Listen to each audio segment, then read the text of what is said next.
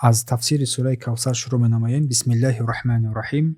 سوره کوثر نامیده شده است. این نام سوره کوثر توقیفی است. سوره کوثر همچنین سوره این اعطیناک الکوثر گفته میشد، اجتهادی است. یا که سوره نحرش هم میگویند، اجتهادی است، چون در اینجا فصل لربک وانحر اومدگی است.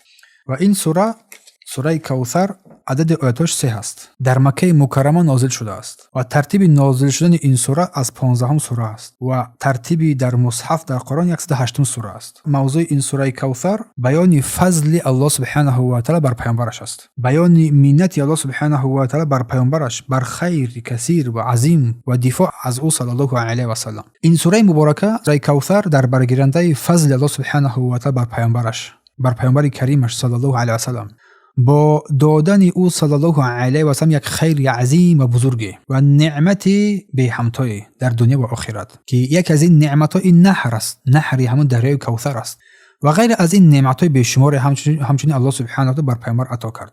و این سوره مبارکه دعوت نمود رسول کریم صلی الله علیه و سلم را با ادامه دادن نماز، برپا ساختن نماز و قربانی کردن شکر از برای الله سبحانه و تعالی.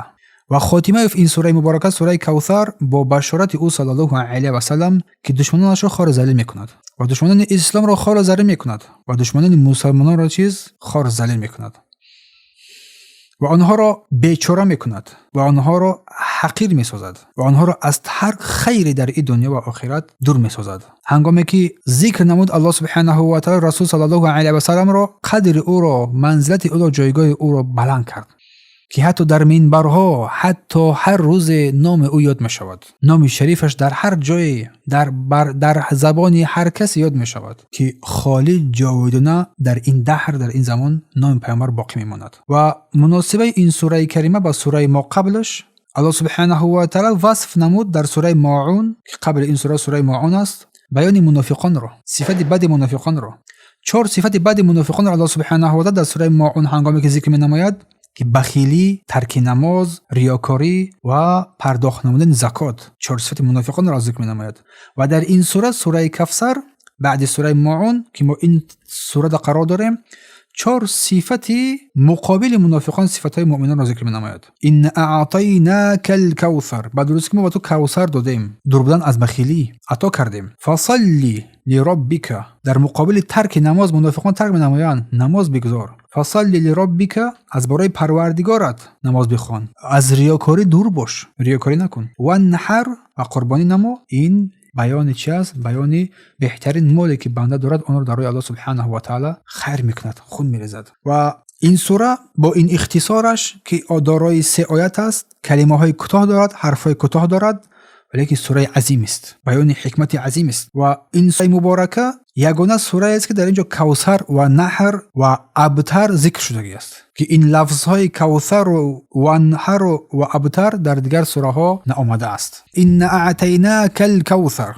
ما با تو کوثر رو بدرست که عطا کردیم، دلالت بر آن می‌نماید که این عطای خیر است، کامل است، فراوان است و چیزی که از این امت بر خیر میرسد، در خیر میرسد، این با فضل الله سبحانه و تعالی و کرامت رسول صلی الله علیه و سلم که بر او عطا کرده شد.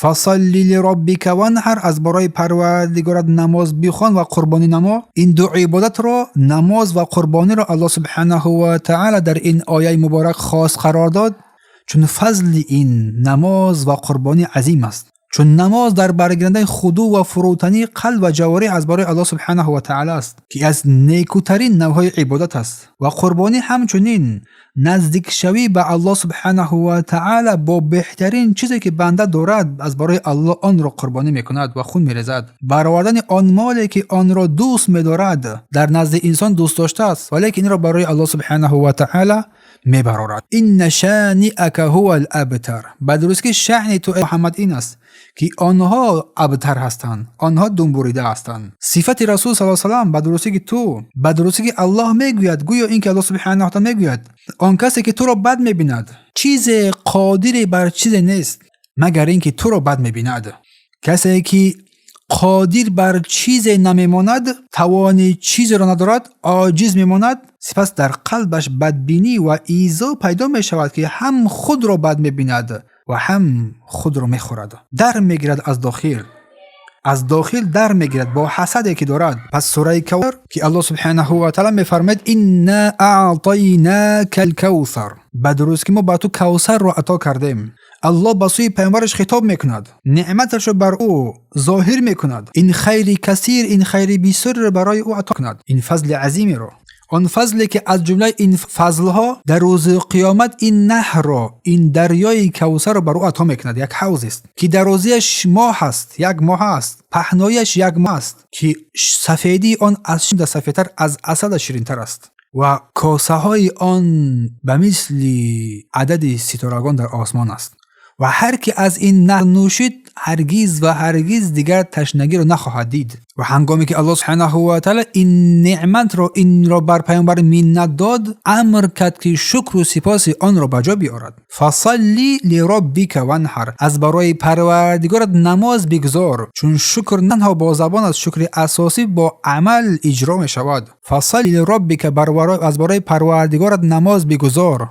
فصلی لربک، دو عبادت را خاص قرار داد، چون از افضل ترین و نیکوترین قربات به سوی الله سبحانه و تعالی است. چون نماز در برگردن خضوع و فروتنی قلب و جوارح است، از نیکوترین نوعهای عبادت است. قربانی همچنین تقرب به سوی الله سبحانه و تعالی با افضل ترین آنچه که بنده دارد از مالش اخراج میکند است، که مال در نزد بنده دوست داشته ترین چیز است. این رو دوست داشته ترین چیز است برای الله عطا کند. این شأنک، بدون شأن تو این است که تو را بد میبینند، تو را مذمت میکنند، قدر تو را کم میکنند. هو ابتر، انمو خودی انمو ابتر است، قطع شده است، شأنش پست است، فضل ندارد، عملش قطع شده است و ذکرش هم از بین رونده است. این بیان کمال رسول صلی الله علیه و سلم، بیان حقوق رسول صلی الله علیه و سلم در این آیه کریمه. و هر کسی که ضد این دین ستیزی میکنن، حالش انهمی خواهد بود. اگرچه با قلب بد میبیند مثل منافقان کافران، مثل منافقان، الله او را بر احوال بدتر قرارش میدهد،